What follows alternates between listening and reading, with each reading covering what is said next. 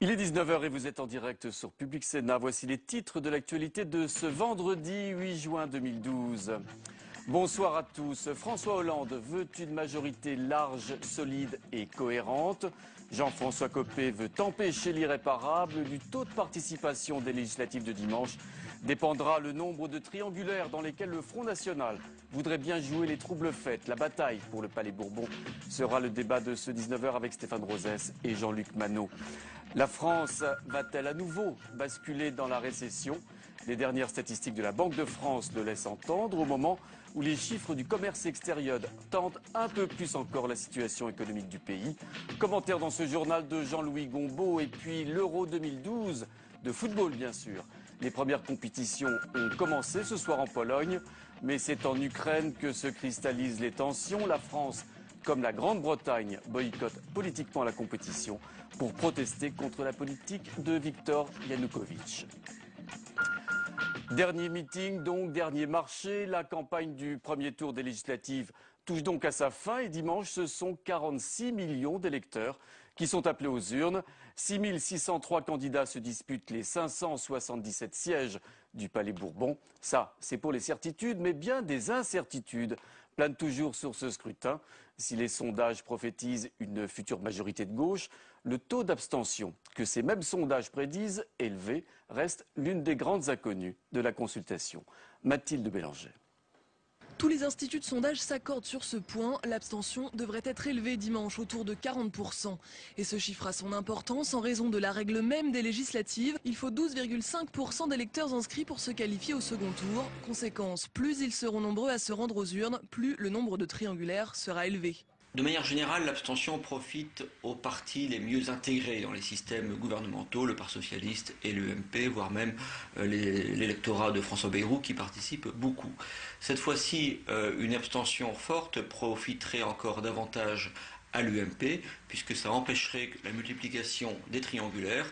Ça serait pour lui une gêne en moins dans son affrontement avec le Parti socialiste. Celui qui a tout à gagner à une forte participation, c'est le Front National, annoncé troisième dans un grand nombre de circonscriptions. Le chiffre de la participation pourrait faire fortement varier le nombre de candidats présents au second tour, de 1 à plus de 200 suivant les estimations des sondeurs. Si les intentions de vote telles qu'elles sont mesurées ces derniers jours se réalisaient dimanche prochain, eh bien dans ce cas-là, sans doute que le nombre de triangulaires ne pourrait pas excéder une cinquantaine. En 2007, les législatives avaient été marquées par une abstention record de 39% au premier tour. Une seule triangulaire avait eu lieu. Certains jouent gros, très gros parfois dans ce scrutin. Le Premier ministre Jean-Marc Ayrault a prévenu, les ministres battus devront renoncer à leur portefeuille.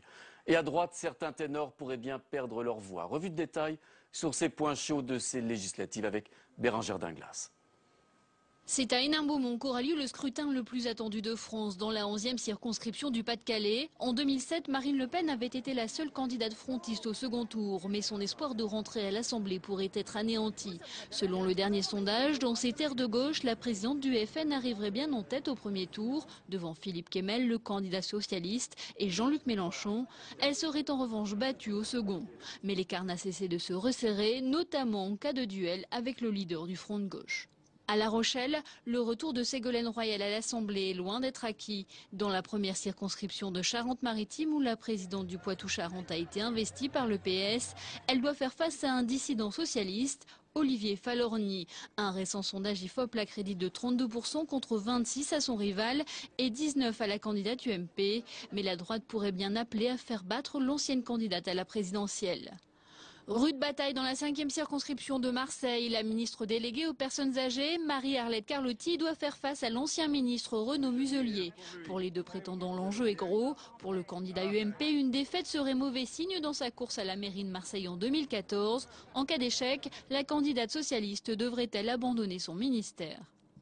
Dans la 2e circonscription des Pyrénées-Atlantiques, François Bayrou apparaît menacé. Au premier tour de la présidentielle, le leader du MoDem a été devancé par François Hollande sur ces terres où il est élu depuis 1986. En rétorsion de son soutien à François Hollande au second tour, l'UMP a décidé de présenter un candidat. Quant au PS, il a maintenu sa candidate Nathalie Chaban.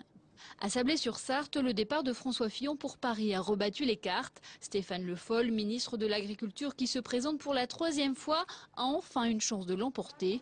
En 2007, l'ancien Premier ministre avait été élu dès le premier tour dans cette terre traditionnellement ancrée à droite.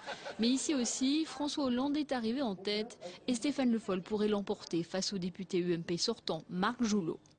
Voilà, nos invités nous ont rejoints sur notre plateau, notre chroniqueur Stéphane Rosès. Bonsoir. En face de vous, Jean-Luc Manot, conseiller en communication politique. Merci d'être avec nous. Stéphane, on l'a vu encore hier soir à Lille, Martine Aubry, Jean-Marc Ayrault, main dans la main. On a également entendu François Fillon et Jean-François Copé dire vraiment tout le mal qu'ils pensaient de la politique de la gauche. Alors, selon vous, au terme de cette campagne de premier tour, quel camp a fait la meilleure campagne ? En tout cas, celui qui a eu la tâche à plus facile, c'est celui qui était en cohérence avec la logique de législative suivante des présidentielles, c'est-à-dire donner une majorité cohérente au président qui vient d'être élu. Donc c'était plus facile pour François Hollande et Jean-Marc Ayrault.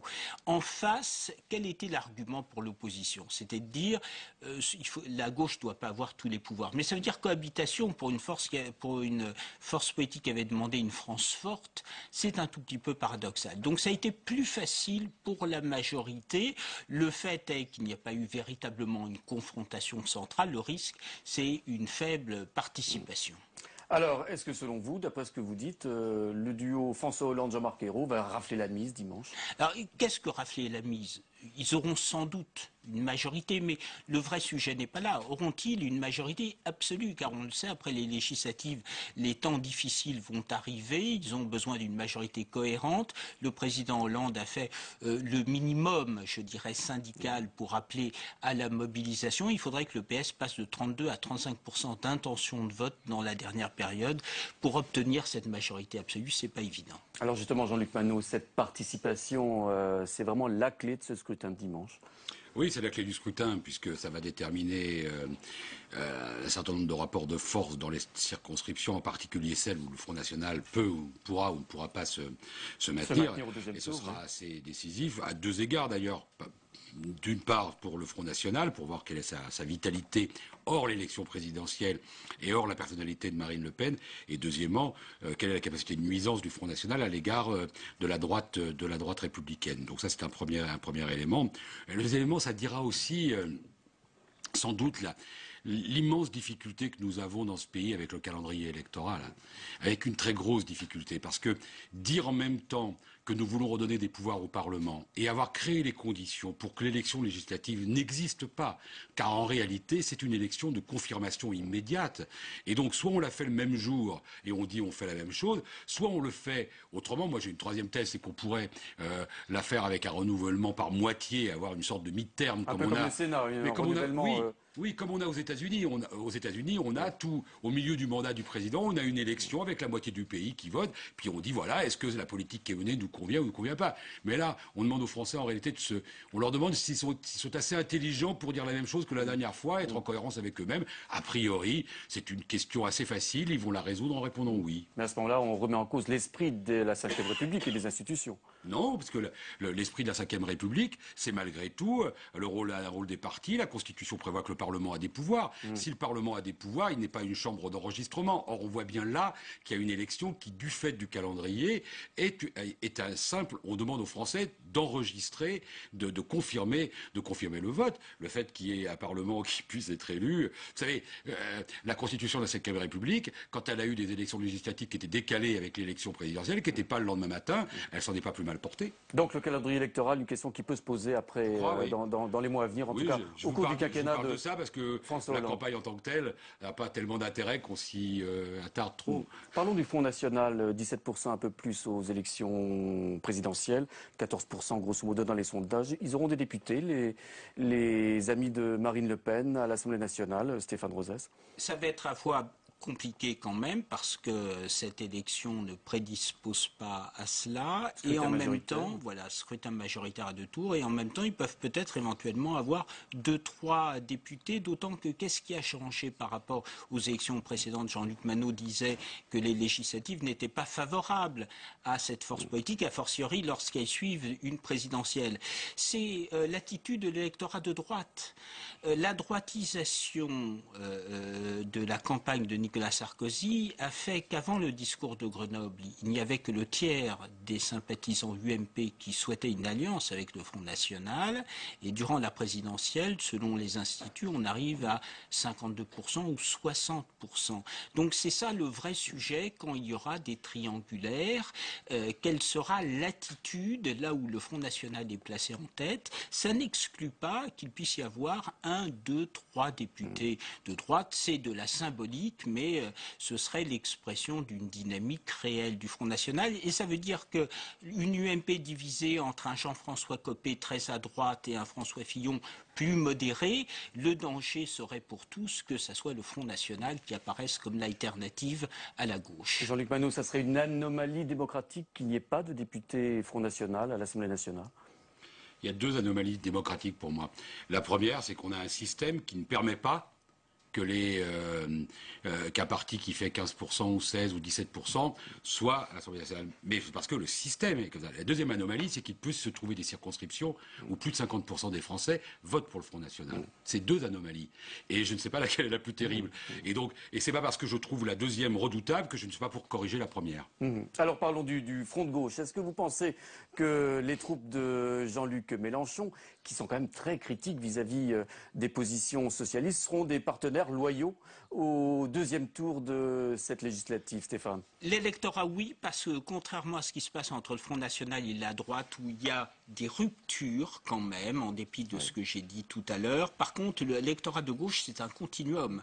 La gauche est essentiellement antilibérale, il y a très peu d'anticapitalistes. Et donc, du coup, cet électorat, dont on voit sa pénalise Jean-Luc Mélenchon au moment du vote utile, on l'a vu à la présidentielle, et là, on peut le revoir, cet électorat va massivement revoter, effectivement, pour les socialistes. Ce sujet, c'est quelle sera l'attitude du front de gauche. Très clairement, Jean-Luc Mélenchon table plutôt sur une stratégie de l'échec de François Hollande, parce qu'après avoir eu le scénario allemand en tête, il a maintenant le scénario grec en tête, là où les communistes seraient plus prêts à participer au gouvernement. Pour l'heure, ils estiment que le compte n'y est pas. Donc distinguons bien l'électorat du front de gauche de l'attitude des deux forces qui animent ce front de gauche, que sont le Parti communiste et Jean-Luc Mélenchon.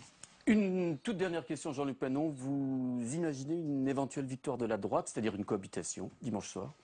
Non. Au deuxième tour? Non, parce que comme je l'ai dit, il s'agit de confirmer. Les Français ne vont pas se dédire. En plus, traditionnellement, l'électorat du camp qui vient de perdre se mobilise moins. Donc non, ce n'est pas la perspective. Je suis d'ailleurs, en ce qui me concerne, convaincu que ce n'est pas souhaitable. Ce n'est pas souhaitable pour le pays qui a besoin d'avoir un gouvernement dans la période qu'on va traverser, qui va être très difficile, d'avoir un gouvernement uni et solidaire.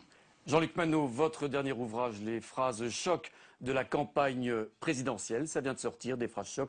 Il y en a eu au cours des derniers mois. Merci beaucoup de votre visite ce soir sur le plateau de Public Sénat. Jean-Noël Guérini, qui porte plainte contre Arnaud Montebourg. Une première plainte avait fait flop en septembre 2011. Cette fois, c'est de recel de violation du secret d'instruction dont il est question.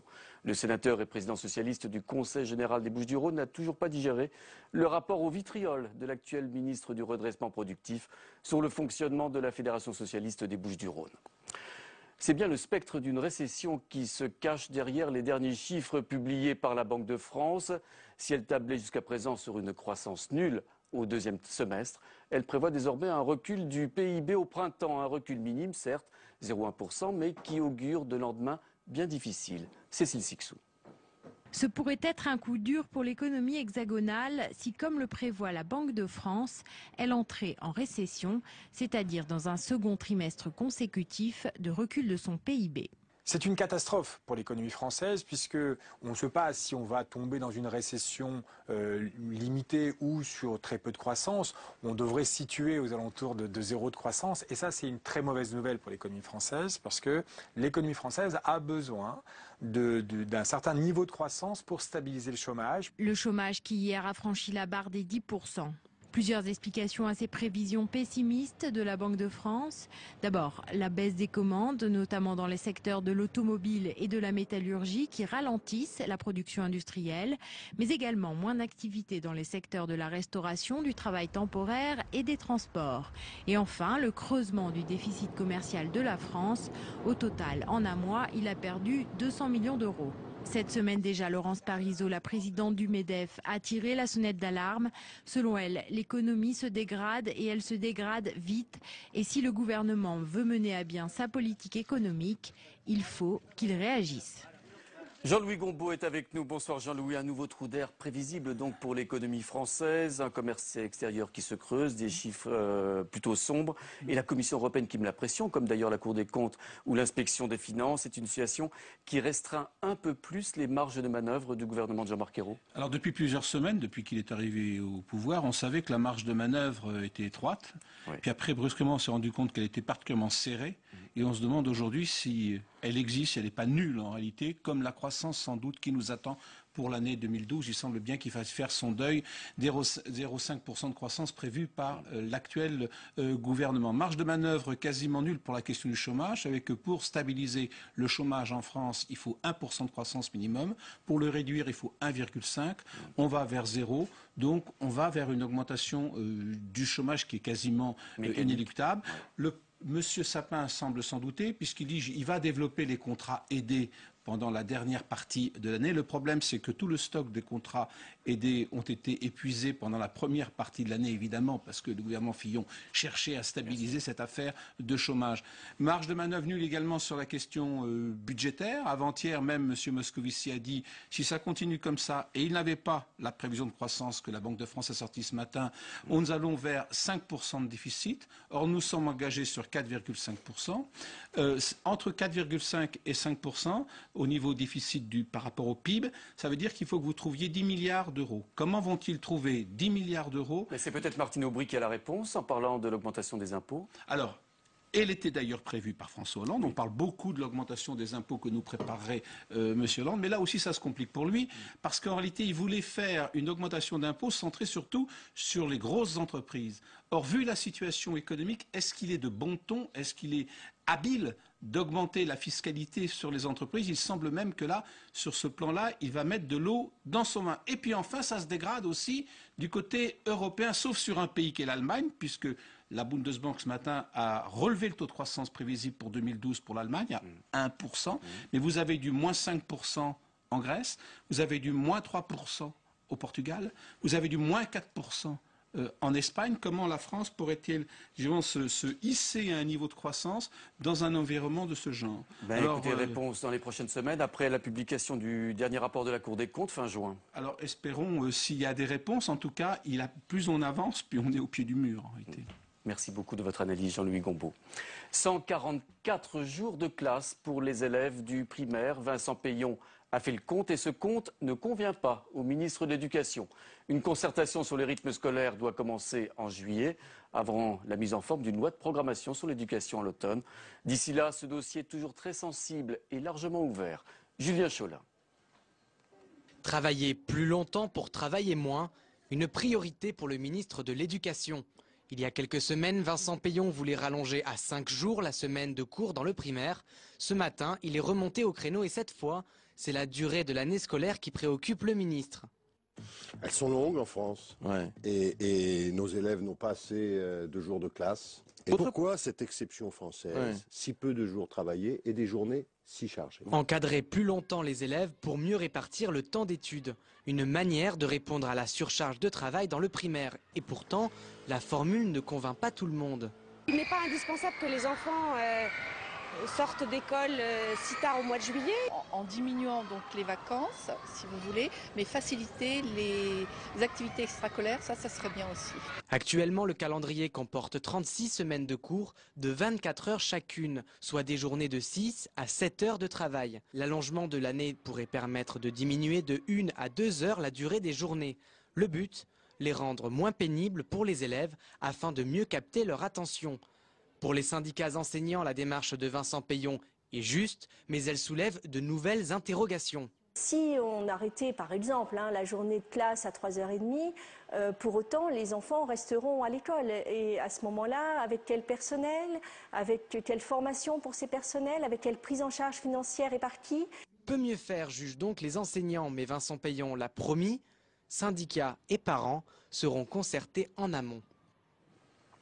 La situation en Syrie domine toujours l'actualité étrangère. Aujourd'hui, vendredi, des milliers de Syriens ont manifesté contre le régime. À Damas même, des affrontements ont éclaté dans des quartiers hostiles à Bachar el-Assad. Cet après-midi, des observateurs de l'ONU sont enfin parvenus sur les lieux du massacre d'Al-Kouber qui, cette semaine, vous le savez, ont fait 55 victimes. Sophie Normand. Comme chaque vendredi depuis le début de la révolte, ils sont des milliers descendus dans la rue. Des militants anti-régime qui, devant l'impuissance de la communauté internationale à mettre un terme au conflit par la voie diplomatique, demandent que la rébellion soit armée par l'étranger. Au même moment, les violences se poursuivent à travers le pays. Ici, dans la banlieue de Damas, 3 soldats ont trouvé la mort dans une explosion qui visait un bus militaire.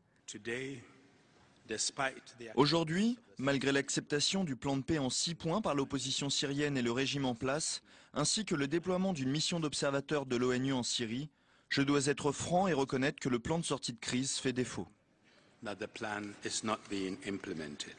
Preuve évidente de cet échec, sur le terrain, les observateurs de l'ONU sont empêchés de surveiller l'application du cessez-le-feu, violée quotidiennement. Hier encore, ils ont été entravés dans leur mission par des barrages de l'armée puis par des tirs, alors qu'ils tentaient de se rendre sur les lieux du massacre d'Al-Kouber. Tous les jours, il y a des massacres en Syrie, qui sont peut-être d'une certaine façon, si je peux employer cette expression, moins spectaculaires que celui de Oula, mais qui sont tout à fait aussi condamnables et horribles. La sortie de crise pourrait passer par la création d'un nouveau groupe de contact. Il réunirait tous les pays qui ont de l'influence sur les 2 camps en Syrie et pourrait donc faire pression sur le régime. Mais déjà, les voix discordantes se font entendre. Paris, Washington et Londres refusent la participation de l'Iran, allié de Damas. Quand sport et politique ne font pas bon ménage, l'ouverture il y a 1 heure de l'Euro 2012 de football ravit certainement les amateurs de ballon rond, mais continue de provoquer de réelles tensions politiques. La France, comme la Grande-Bretagne, sont aujourd'hui les chefs de file du boycott politique de l'Ukraine. L'Ukraine, co-organisateur avec la Pologne de la compétition. Simon Barbarie. Le coup d'envoi est donné. L'Euro 2012 a commencé cet après-midi à Varsovie avec le match d'ouverture Pologne-Grèce. Une grande fête du football perturbée par un dossier politique. En Ukraine, pays co-organisateur de la compétition, l'ancienne première ministre et leader de l'opposition Yulia Tymoshenko est incarcérée arbitrairement dans des conditions déplorables. Une sentence qui porte le sceau du président Viktor Yanukovych. Depuis son élection en 2010, ce proche de Moscou poursuit de sa vengeance ses opposants politiques. Un affrontement en dehors des terrains dont se serait bien passé Michel Platini. La Commission européenne, la première. Tous les pays de l'Ouest ont dit formidable aventure vers la Pologne et l'Ukraine. Et depuis 6 mois, il faut qu'on change parce que Mme Tymoshenko est hospitalisée et puis qu'il ne la laisse pas sortir. Comment voulez-vous qu'on fasse ? L'Ukraine avec la Pologne avait été désignée co-organisatrice de la compétition en 2007 par l'UEFA. Une juste récompense pour Kiev et ses avancées démocratiques depuis sa révolution orange. Mais voilà, 8 ans plus tard, l'Ukraine n'en finit plus de revenir en arrière. Corruption, atteinte fréquente à la liberté d'expression ou encore usage de la torture en milieu carcéral. Un état de droit en déliquescence qui a poussé la France la semaine dernière à annoncer son boycott des matchs organisés sur le sol ukrainien. Mais pour ce qui concerne ma présence et celle de membres du gouvernement, j'ai considéré que ce n'était pas notre place d'aller en Ukraine dans cette situation. L'Union européenne et la Grande-Bretagne ont eux aussi dénoncé la dérive autoritaire de Yanukovych en se joignant au boycott. Reste à savoir si ces gestes symboliques auront un impact sur les élections législatives en Ukraine en octobre prochain.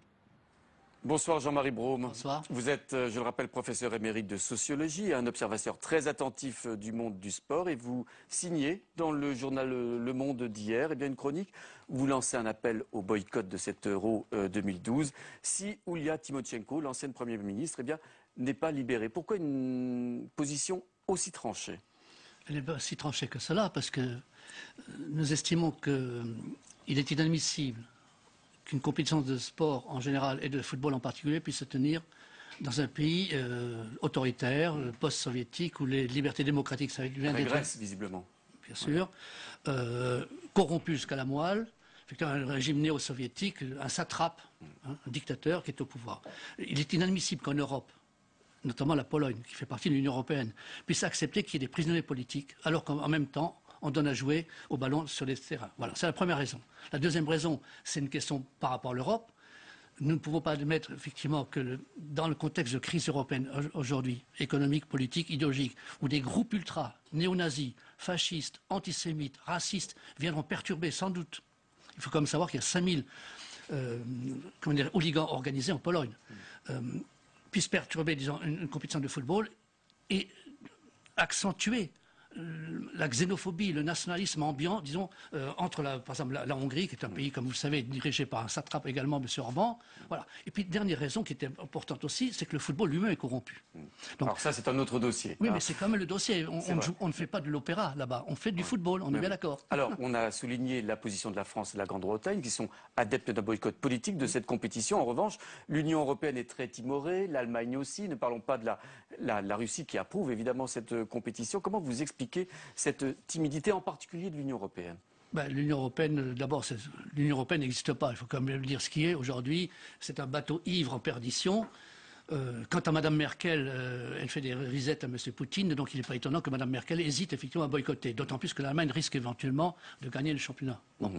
Ce qui est en cause, c'est effectivement le rôle politique du football. C'est que la plupart des États et de l'Union européenne n'a pas compris aujourd'hui que le football mondialisé est une source majeure de corruption massive. Attendez, les autorités polonaises comme ukrainiennes affirment que le sport est apolitique, justement. Bien sûr. Mais enfin, non, c'est une vaste plaisanterie. Le sport n'était pas plus apolitique en Argentine en 1978, sous la dictature de Videla, lors des Jeux Olympiques de Moscou en 80 ou lors des Jeux Olympiques de Pékin en 2008. Donc, le sport est toujours politique. Et participer... C'est ça notre position, que j'ai signée également avec Fabien Ollier de la revue Quel Sport. Notre position, c'est de dire on ne peut pas jouer au football comme la guerre entre les camps de concentration, où là, effectivement, c'est un régime totalitaire. C'est pas possible. Voilà. Alors, vous avez également entendu les appréciations, les propos des autorités du sport, du football, en particulier Michel Platini, qui, à l'évidence, ménage un petit peu la chèvre et le chou. Et il y a cette déclaration de Jacques Rogge, le président du comité olympique, qui affirme que le boycott, finalement, ne change pas le cours de l'histoire. Ce n'est pas vrai. Ce n'est pas vrai. Je rappelle quand même que le premier boycott historique, c'était celui des Jeux Olympiques de Berlin en 1936. D'ailleurs, j'ai commis un ouvrage là-dessus. Et ça a permis effectivement d'éclairer la nature réelle de l'hitlérisme. Quand en 1978, le boycott de l'Argentine a effectivement montré le rôle effectivement répressif, 30 000 massacrés quand même. Le boycott de Moscou, même chose.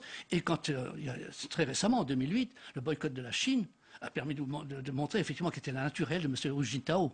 Donc le boycott sert à quelque chose. Par contre, évidemment, pour les énarques, les hiérarques du comité international olympique et de la FIFA, évidemment, le football et l'olympisme, c'est une manne économique. Donc évidemment, pour eux, ce serait dommageable. Mais on verra bien.